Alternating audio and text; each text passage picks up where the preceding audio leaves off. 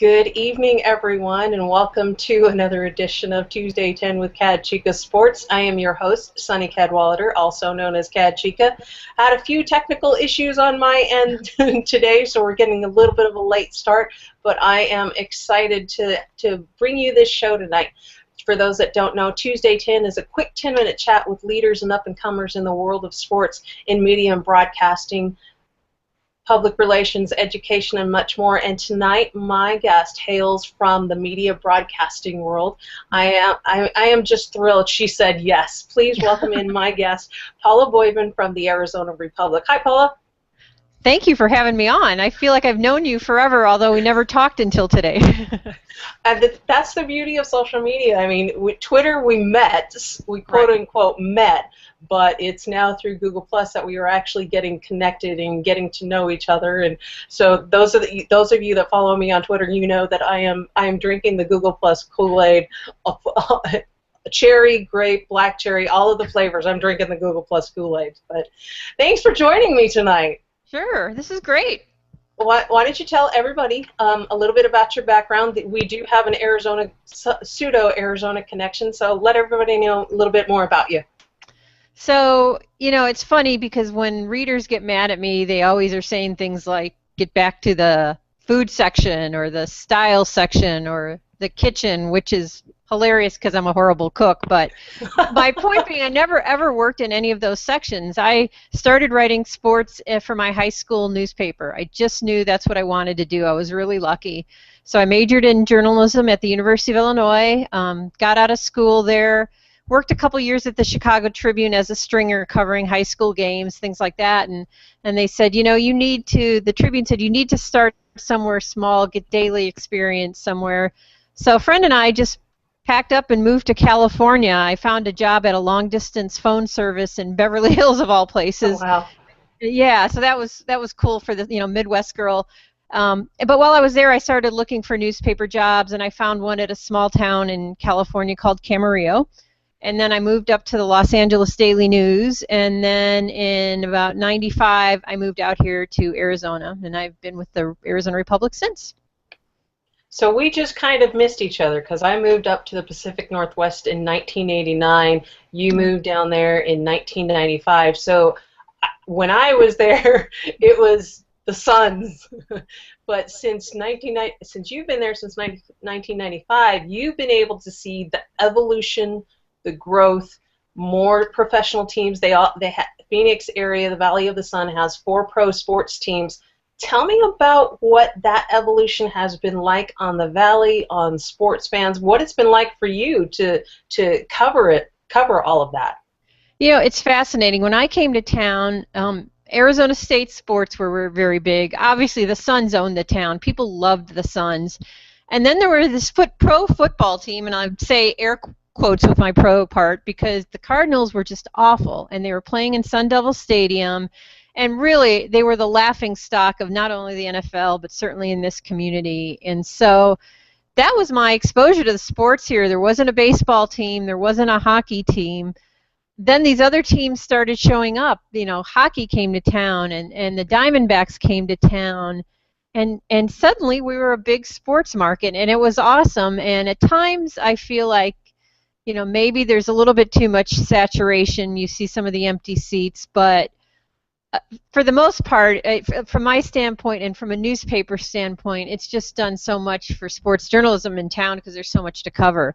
The interesting thing, though, has been the evolution of the Arizona Cardinals, because we're the Phoenix Cardinals, because like I said, no one took them seriously at all. And then, you know, one thing changed it all, and that was getting their own stadium on the west side, a beautiful stadium, and it was the thing they'd been missing, which was a revenue stream. You know, people talk about luxury boxes and things like that, but it made such a difference, and now, you know, they've been to a Super Bowl. They had one of the most entertaining quarterbacks in Kurt Warner. They are now a contender. I mean, they were a contender last year. They were just stuck in a really tough division. So the evolution of the Cardinals has probably been the most interesting storyline, I think, of sports in town.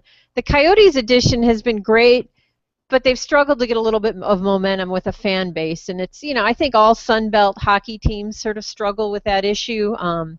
But I would love to see them succeed, because you can ask any journalist who covers sports, for whatever reason, hockey players are about the best to deal with. And so it's been fun to have the Coyotes in town. So it's like a different world. I mean, from when you were talking about you were here to what it is now, it's just completely different. I can imagine, because when I lived there, like I said, it was just the Suns. I grew up going to Arizona State football games, watching Arizona Wildcats, go Cats, bear down, basketball on TV. So it's just been amazing to watch also from afar. And I think from, like you said, from a sports journalist standpoint, oh my goodness, what a time to be down there. So that's been fantastic. Is there one sport, of all, I mean, there's so much to choose from down there. Is there one sport that you find more rewarding or challenging to cover, or that provides the greatest personal challenge to you to cover down there? For me, most entertaining, it's because of my love for college basketball. Being able to go to a U of A basketball game, or even ASU got into the tournament this year, I can sit and watch a college basketball game all day. So that, for me, that's the most entertaining and rewarding part. The challenge sometimes, I think, honestly, comes when I'm covering hockey, because the fan base here is interesting. There's some snowbirds during the winter, so we have a lot of Canadians, Pacific Northwest, a lot of Seattle people come. I remember snowbirds, believe me. Yeah. Driving on the highways, I remember snowbirds. Oh my gosh. Well, they're still here, and multiply it, but so there is that fan base, but there is a lot of people who are not knowledgeable about hockey. So sometimes covering a hockey game, I struggle of how hardcore and how deep into sort of the X's and O's and the specifics I should go, and who is my audience. And so I kind of go back and forth with that a little bit. I would say with hockey, that presents kind of a challenge. Okay, now it's kind of a two-parter. That was the first part. Here's the second part, and I wanted to bring this in someone you know. Let me do a quick screen share real quick. Hang on just a minute. Let me bring it up. From our friend Derek, don't call me Darnell, Dockett.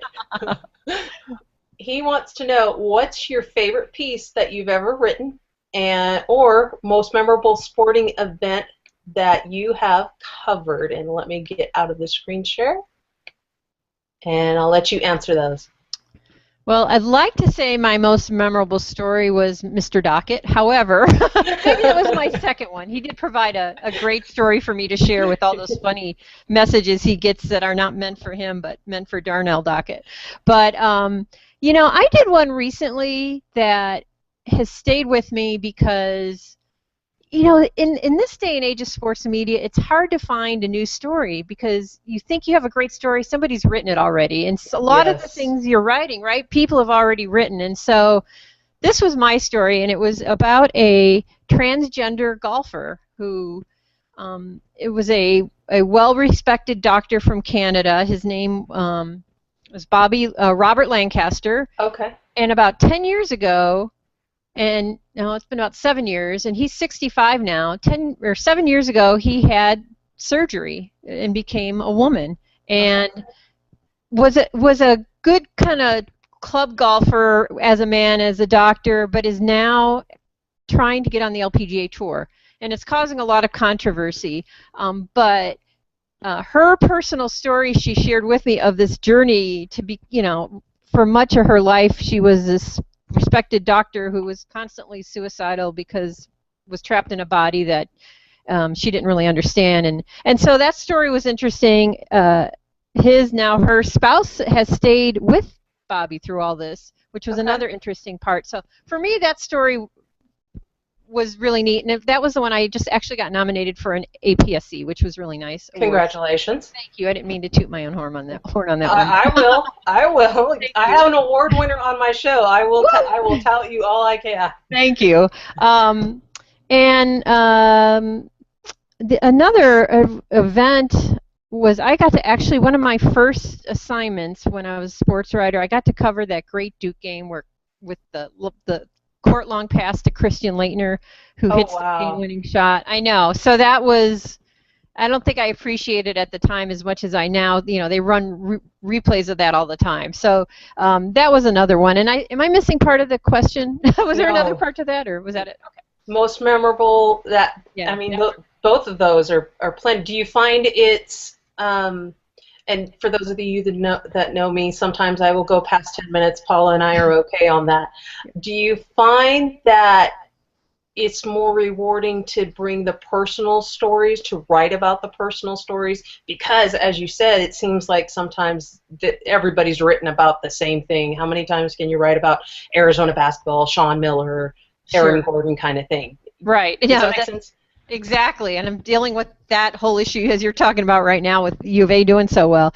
I find I find just sort of the personal things people tend to have a little bit more of a visceral reaction to, maybe because you can relate to hardship. I can't relate to a guy being able to dunk a basketball because I will never be able to do that as much as I wish I could. So it's hard for me to connect with that, but I can connect with someone who has gone through hardship or has had some adversity, and I think a lot of people can, and so maybe because of that connection, I'm drawn a little bit more to those stories. Than others, but it's certainly where I like to go, especially now that I'm a columnist. I get to write about things a little bit deeper, and so I tend to gravitate toward that area. With that, or piggybacking on that premise, is because you've been writing in sports for so long, you didn't dabble in some other section of a newspaper. It's just been sports. What is the evolution of your role as a woman sports writer, as a female sports writer? What has been the evolution? What kind of positive, negative changes? Are there still struggles out there for women in sports? Yeah, there certainly are. My day-to-day life is so much easier. I mean, going into a locker room or a clubhouse, I'm not the novelty act anymore. When I was younger and into it, there weren't that many of us, so I would deal with situations sometimes. The one I remember really was only the kind of bad thing I had. I was early in my career. I was at a Dodgers game, and I went to the visiting locker room because I was going to interview a Cardinals player who happened to be from the small town where I was working at the time, a guy named Terry Pendleton. And so I went into the Cardinals clubhouse, the visitors clubhouse at Dodger Stadium, had never been there before. And so it was that awkward moment where I'm kind of looking around, what do I do? And I felt something land on my shoulder, and some guy threw a jock at me, and then he stormed up and he said, "Are you here to interview someone or just look at a bunch of guys?" And I won't use the word, but Right. And I was just really embarrassed, and I turned around and I walked out. I was unsure what to do, and fortunately another male sports writer, who to this day I don't even know who it was, came out, said that was awful, went and got Terry Pendleton, brought him out. Pendleton couldn't have been nicer. So that was kind of that was my first introduction. It's not always going to be easy, but now, really, like I said, there's so many women in the business that it's not there are not many issues. And in fact, it's funny because I was thinking the other day, now when I used to check my voicemails, they would be like, "You're a woman and an idiot who doesn't know anything about sports." Now I just get these voicemails that say, "You're an idiot." And I'm like, well, that's progress. He's not bringing progress. Yeah. Sad, but true. It's the same voicemail my male colleagues get. So I would say the only thing that I find kind of troubling right now with the business is that I don't see a lot of women in leadership positions. There's not a lot of female sports editors and assistant sports editors, and that's too bad because there's a lot of qualified women out there, but for whatever reason, it's not happening in that area. Now, an organization that you've been a part of, I believe past president of, is called Awesome, Association for Women in Sports Media. Can you tell me a little bit more about that and how that organization helps female journalists, female broadcasters? Yeah, and its evolution has really evolved because when it started up, and that was when I was just sort of getting into the business, I think it was formed by 4 women from different papers in California who felt like, they needed some support and help each other, things like that. And the organization grew slowly, and it was initially to handle sort of these situations of locker room access and, how hard it could be sometimes to be in this business. And you know, it's probably its strongest, the best thing it ever did was how it surrounded Lisa Olson. I don't know if you remember the situation with, you Yes. know, the New England Patriots, and it got so bad. She was a sports writer in Boston. She had to move Right. to Australia for years because of harassment by the team, by fans for years. I mean, people would break into her house, they'd leave her calls.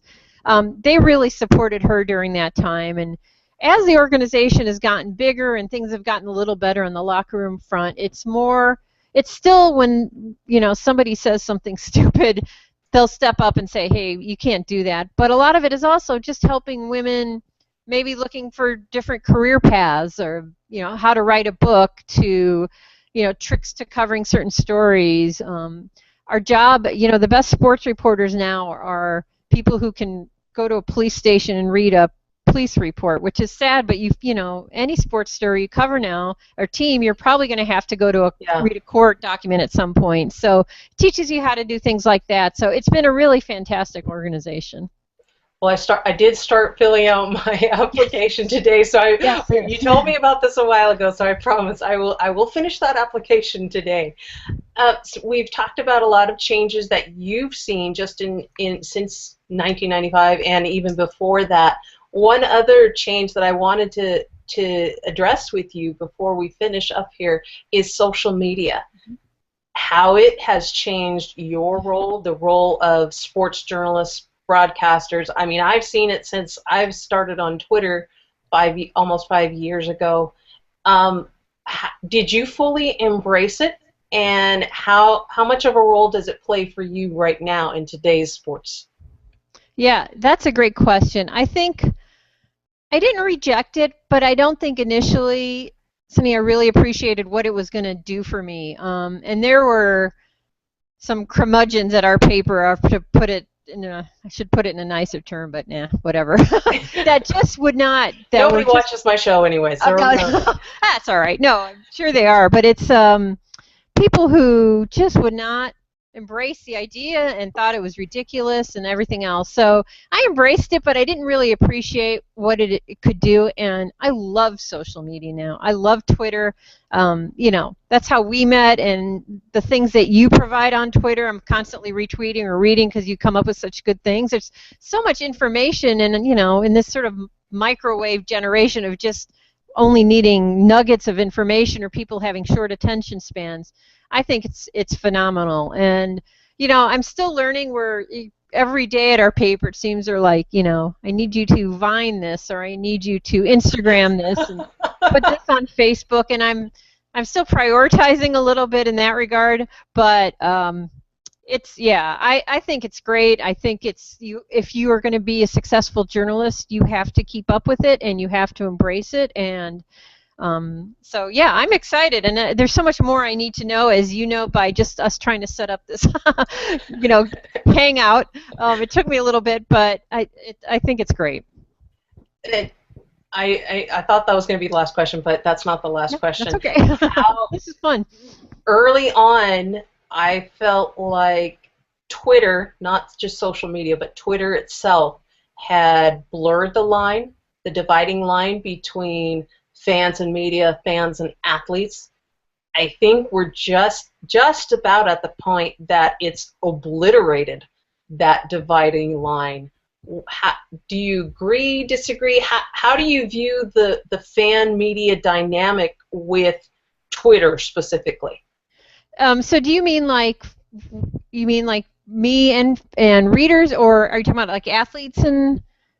I think more the access, Mm-hmm. because before, in old days, Yeah. the only way fans could connect with media would be a letter to the editor, or if they happened to be on a radio show, you know, the fan could call in. But now they have direct access, and I've seen it we've probably both have seen it, where a fan will engage someone in the media, and the media will give it right back, to where they kind of get into a Twitter fight, if you will, No. or some certain media don't hold back anymore. So whatever division there was between them, that's gone just about. It is kind of where I'm at. Yeah, that whole no. access point. That's really interesting. Yeah, it has totally changed that dynamic. And I've enjoyed it, though, for the most part, to be able to communicate with readers because most of them are actually pretty respectful. You've got people love to hide behind the computer. There's those people who get this false confidence because they don't necessarily have to give their real name. Um, but I've found that, especially responding to people, you're more human to them too. And sometimes if someone's giving me a hard time, I'll give it back, but in a lighter tone. And it's kind of fine. Then they're like, oh, this person actually acknowledged and we're talking and everything else. So I've liked that part of it. I can respond pretty quickly, so it's easy. Yeah, there are times you get somebody. I just had a really nasty one not too long ago, just sort of attacking me personally, things like that, which I don't enjoy. But I think that's been a really interesting part of like Twitter, and it's interesting too how professional teams are even using it now. Sometimes even athletes they're breaking stories before we do. I find that a little disconcerting. Yes. But as you know, I mean, they're doing it on Facebook, they're doing it on Twitter. So they're using that as a tool so they can get the story out first. And that's been a really interesting development too, I think. Okay, we're done with all those other questions. I want to know how are the Phoenix Suns looking right now? That's been one of the great stories this season. This was a team people were predicting 18 victories. I was in Vegas. They were predicting 20 victories. And so Jeff Hornacek turned out to be such a great coach for the team. I mean, to someone to have sort of the patience, but not only patience, he has the street cred. You can get coaches in there sometimes and the players, they need to know this guy was successful, and he was such a great shooter and was on successful teams. So there's that great appreciation for him, and they got a GM in McDonough who did such a good job of evaluating talent, and nobody really knew on his own what kind of a guy he would be, but he has done a phenomenal job in that regard. And so that's they've just put the right pieces together. And they're making a playoff run, and I never imagined I would say that before. Pretty crazy. That's cool to see, and that was my tip of the cap to Jeremy and Espo, just so everybody knows on Nicely Twitter. Done. Yeah. Good guys. Now, are you going to be following? Since we discussed Arizona Wildcats, are you following them this weekend again, just like you did this past weekend? I will. I'm going to be heading out to Anaheim on Thursday, and we'll follow them throughout the tournament. They go to the Final Four or whatever, which would be great. So, yeah, that's been a lot of fun. Any predictions? Boy, please say good ones. Yeah, no. If they play like they played in their last game, they're capable of going all the way. Their defense is probably the best in the country. They lack some shooting. They have some shooting issues sometimes. They don't have maybe the go-to guys they used to have under Lute Olson. They had those great three-point shooters. I don't know if they have that, but a defense like they play, right, from start to finish can get you very far. So, yeah, I think they're a Final Four team. Yay, that's what I wanted to hear. And I'm not just saying that for you. That's okay.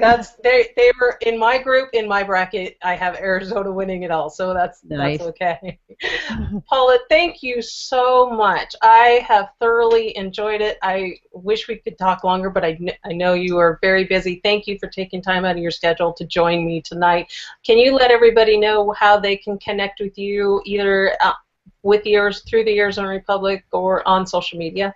Yes, just Twitter is always great. It's just at Paola Boivin, and I know my name is spelled very weird. It's Paola, I think it's on the screen, Boivin, and then always email through the Arizona Republic, and it's just paula.boivin@arizonarepublic.com.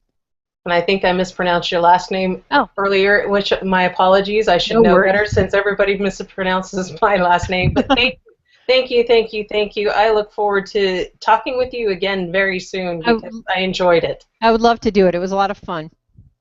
Thanks, everyone, for joining me for an extended version of Tuesday 10. Next week is spring break up here in the Pacific Northwest, so there will be no show, but tune in 2 weeks from today when Paula's great friend and my great friend from Twitter, Derek, don't call me Darnell Dockett, will join me on April 8th.